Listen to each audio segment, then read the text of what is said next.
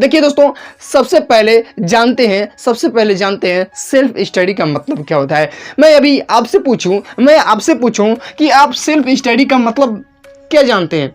Self study का मतलब आप क्या समझते हैं। सेल्फ स्टडी से जैसे कुछ होता है ना, तो उससे एक समझ होती है कि मैं इससे ये समझता हूँ, तो वैसे ही आप तो कह देते हैं कि मैं सेल्फ स्टडी करना चाहता हूँ। मैं पूछ रहा हूँ कि सेल्फ स्टडी का मतलब क्या होता है।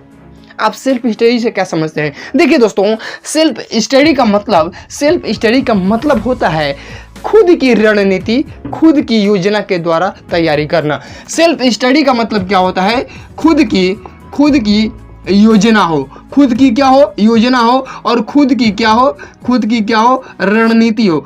खुद की योजना और खुद की रणनीति के द्वारा, जैसे आप यूपीएससी क्रैक करना चाहते हैं तो आप क्या बनाए होंगे, कुछ अपने मन से, मुझे कितने घंटे पढ़ना है, मुझे कब कौन सा सब्जेक्ट पढ़ना है, मैं कब खाली हूँ, मुझे कैसे क्या करना है, मुझे इस साल ये चीज़ पढ़ना है, इस साल ये करना है, मुझे रिवीजन इस टाइम करना है। यानी सेल्फ स्टडी का मतलब होता है कि जब आप खुद के द्वारा कोई योजना बनाते हैं, खुद के द्वारा कोई रणनीति बनाते हैं और उससे एग्जाम क्रैक करते हैं, तो वो कहता है कि ये सेल्फ स्टडी के द्वारा। यानी जब आप बिना गाइडेंस में अपनी रणनीति के द्वारा, बिना गाइडेंस में, यानी आप किसी दूसरे का रणनीति फॉलो नहीं किए हैं, आप अपने प्रिपरेशन में, आप यदि यूपीएससी क्रैक किए हैं तो आप किसी दूसरे के गाइडेंस में अपनी योजना को नहीं बनाए हैं, आप स्वयं अपनी योजना को, अपनी रणनीति को बनाकर आप यूपीएससी एग्जाम क्रैक किए हैं, तो उसको कहते हैं कि ये सेल्फ स्टडी के द्वारा, यानी 100 अध्याय के द्वारा, अपने खुद के बनाए हुए